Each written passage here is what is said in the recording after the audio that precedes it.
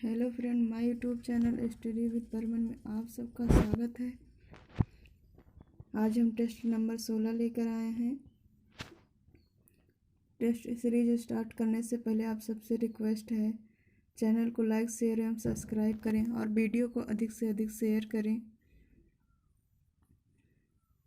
Friends, exam की date तो अभी क्लियर नहीं हुई, लेकिन एग्ज़ाम बहुत जल्द होंगे, ये संभावना बन गई है और बार बार दिखाया भी जा रहा है न्यूज़ के माध्यम से।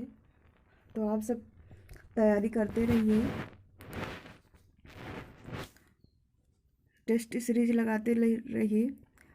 इस टेस्ट में जो भी क्वेश्चन है वो बहुत ही इम्पोर्टेंट क्वेश्चन दिए गए हैं और ये पेपर में आए हुए क्वेश्चन हैं, तो इसलिए क्वेश्चन को ध्यान से पढ़िएगा और अपने आंसर कमेंट के माध्यम से हम तक ज़रूर पहुंचाइएगा और बताइएगा कि कितने आंसर आपके सही हुए हैं।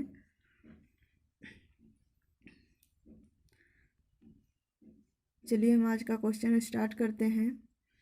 आज का हमारा पहला क्वेश्चन है, एपिज़ोटमी प्रसव की किस स्टेज में की जाती है।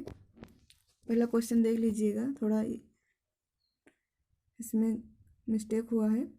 एपिज़ोटमी जो है प्रसव की किस स्टेज में की जाती है, बताना है आपको। ऑप्शन है first stage, second stage, third stage, fourth stage. तो बताना है कि प्रसव किस स्टेज में एपिज़ोटमी की जाती है। तो इसका राइट आंसर है ऑप्शन बी, सेकेंड स्टेज में। हमारा अगला क्वेश्चन है, गर्भाशय की सेकेंड हाल्फ प्रोटीन की लगभग कितनी मात्रा की आवश्यकता होती है।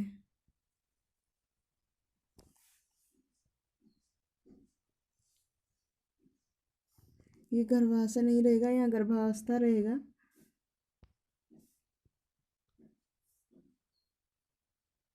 ये गलत है, यहाँ गर्भावस्था रहेगा प्रेगनेंसी टाइम पे।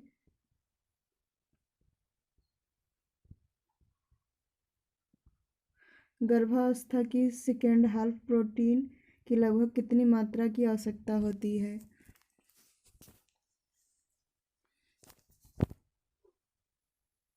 हाल्फ में यहाँ है, गर्भावस्था की सेकेंड हाल्फ में प्रोटीन की लगभग कितनी मात्रा की आवश्यकता होती है।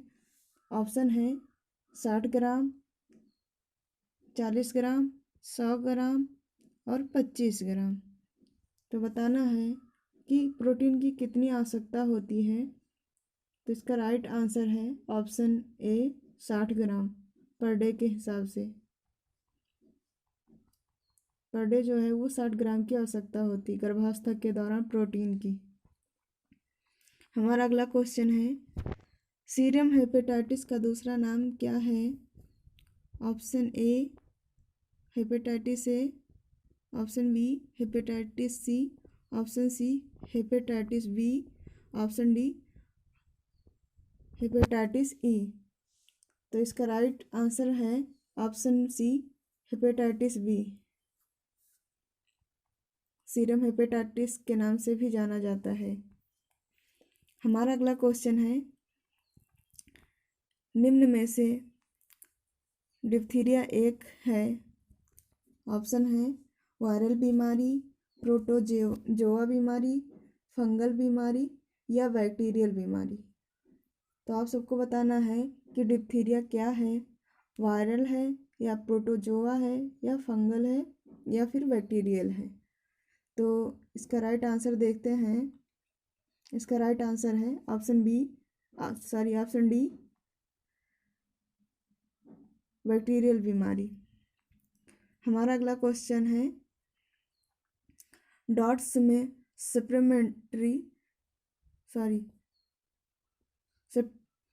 स्ट्रेप्टोमाइसिन कैसे लगाया जाता है।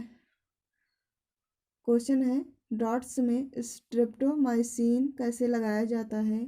Option IM route, IV route, SC route या ओरली रूट। ये डॉट्स में जो है ये स्ट्रेप्टोमाइसिन जो है ये दवा का नाम है। ये आईएम रूट से लगाया जाता है, इंजेक्शन द्वारा दिया जाता है। हमारा अगला क्वेश्चन है, निम्न में से कौन सी बीमारी का दुनिया से उन्मूलन हो चुका है। आपको बताना है कि वह कौन सी बीमारी है।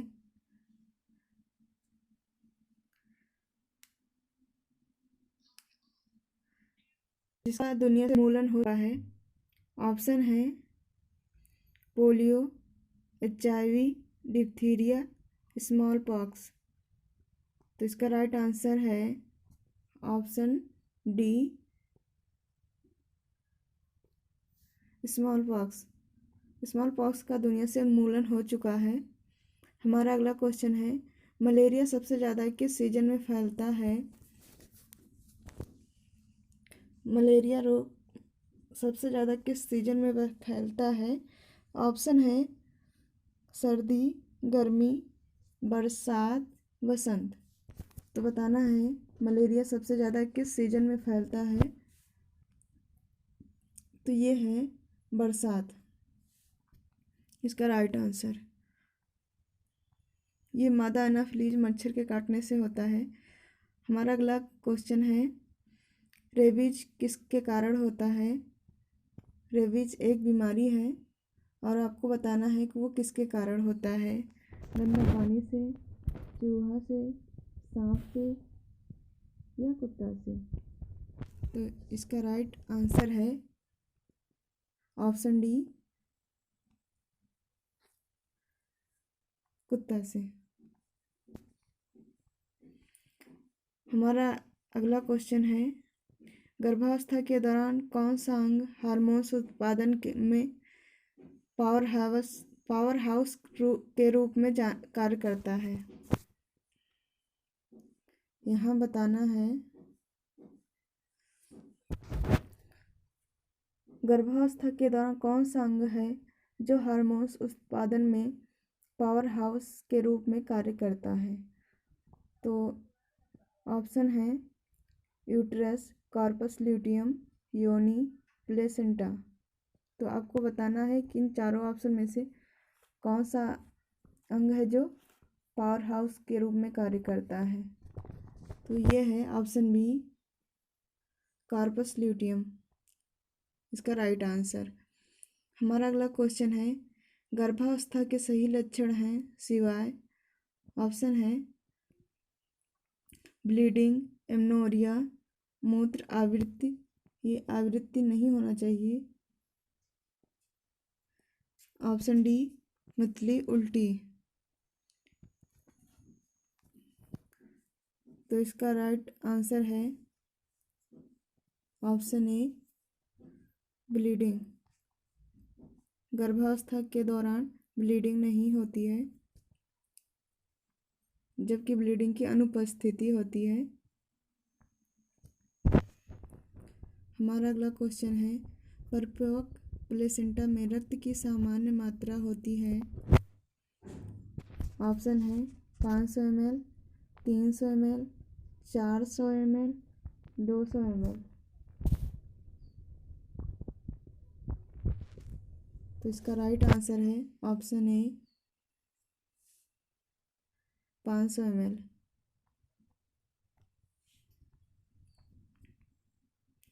एमनियोटिक फ्लूइड में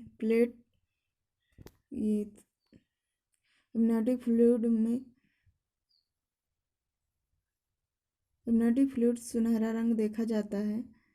यहाँ हाँ क्वेश्चन है, एमनियोटिक फ्लूइड सुनहरा रंग देखा जाता है। ऑप्शन है RH incompatibility, option B fetal distress, option C A and B, option D intrauterine death. तो बताना है कि सुनहरा रंग किस में देखा जाता है एमनियोटिक फ्लूइड में। ये एबनॉर्मेलिटी होती है। तो इसका राइट आंसर है ऑप्शन ए, RH इनकम्पैटिबिलिटी में। हमारा अगला क्वेश्चन है, गर्भावस्था में योनि का सामान्य पीएच होता है। ऑप्शन है अम्लीय, क्षारीय, उदासीन, बेसिक। तो इसका राइट आंसर बताना है कि गर्भावस्था के दौरान योनि का जो पीएच होता है वो कैसा होता है। तो इसका राइट आंसर है ऑप्शन ए, अम्लीय। हमारा अगला क्वेश्चन है, एब्रियो प्लेसेंटा संबंधित है। Option A, ectopic pregnancy. Option B, pre eclampsia. Option C, PPH. Option D, APH. तो इसका राइट आंसर है ऑप्शन डी, एपीएच। पीपीएच का मतलब होता है पोस्टपार्टम हेमरेज और एपीएच का फुल फॉर्म होता है एंटीपार्टम हेमरेज। ये जो है गर्भावस्था के दौरान 20 वीक के बाद होने वाली अवस्था है। एपीएच एंटीपार्टम हेमरेज जो होता है वो 20 वीक के बाद जो होता है हेमरेज उसे कहा जाता है, और पोस्टपार्टम हेमरेज जो होता है वो प्रसव के बाद होता है। हमारा अगला क्वेश्चन है, यूट्रस का आकार कैसा होता है। ऑप्शन नाशपाती का आकार। ऑप्शन बी, किडनी के आकार का। ऑप्शन सी, सेम के बीज का आकार। ऑप्शन डी, उपरोक्त में से कोई नहीं। तो इसका राइट आंसर है ऑप्शन ए, नाशपाती के आकार का।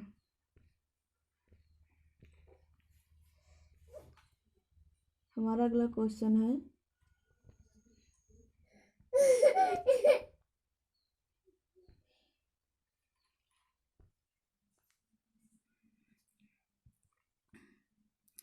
मूत्र में रक्त का आना कहलाता है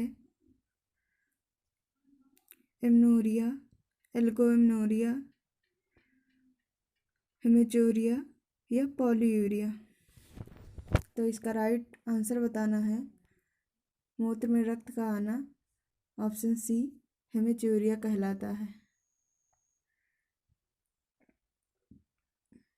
हिंदी में हीमोचूरिया कहते हैं।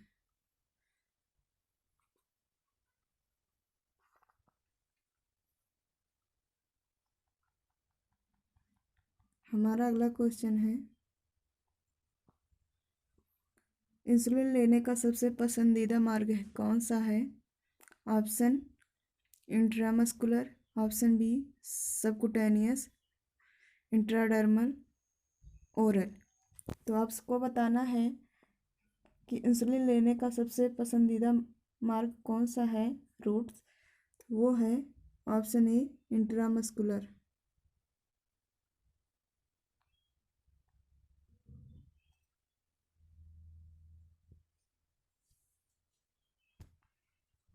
हमारा अगला क्वेश्चन है, कौन सा विटामिन लौह अवशोषण के लिए आवश्यक है। ऑप्शन है vitamin C. Option B, vitamin D. Option C, vitamin E. Option D, vitamin A. तो बताना है कि कौन सा वह विटामिन है जो लौह अवशोषण के लिए आवश्यक है। तो है हमारा ऑप्शन सी, विटामिन ई। हमारा अगला क्वेश्चन है, मनुष्य लोहा किससे प्राप्त करता है। ऑप्शन है दूध, पालक, दाल, अंडा। तो इसका राइट आंसर है ऑप्शन बी, पालक।